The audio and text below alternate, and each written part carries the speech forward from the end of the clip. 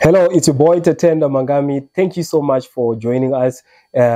Today we are launching our very first acoustic set session. I'm backed by yours truly, Weezy Bass.zw. Chikomanda chinoriza bass cool plug band. So these segments we are going to do these sessions kakawanda. So just follow, like, and enjoy the good music that we are going to do here. This music is original music. We own these songs. So just feel it. Tawia 32 nasi. Dara, ngatfambe.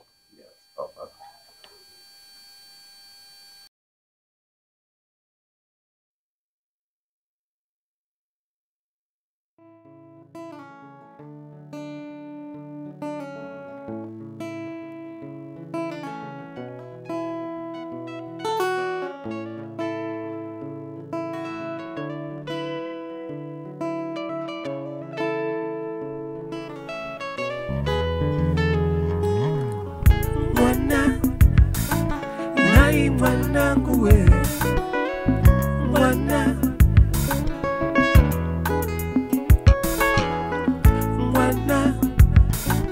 nai mwanangu we mwana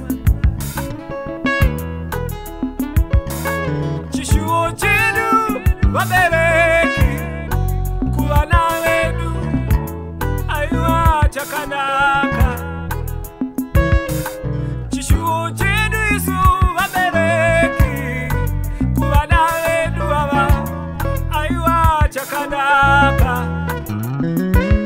roveredza mwana wako munzira yakanaka kutipa anokura.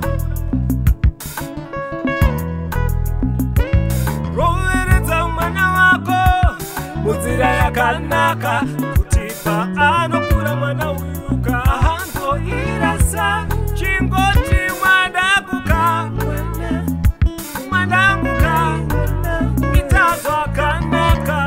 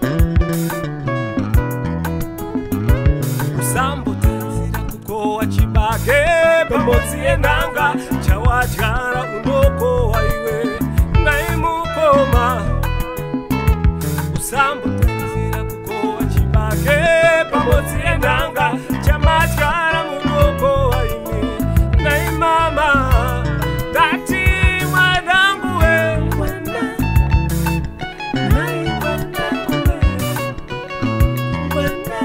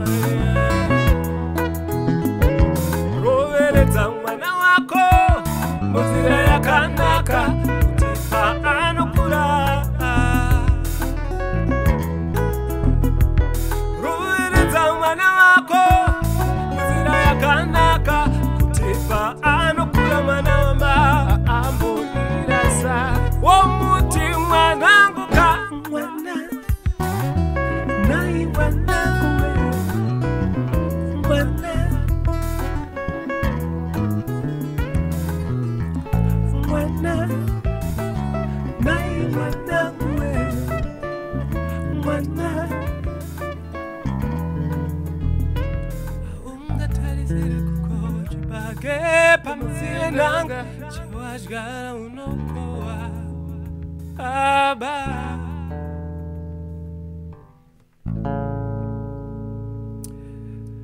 Thank you so much. That was Mwana, a track that is coming from the forthcoming album that is coming very, very soon.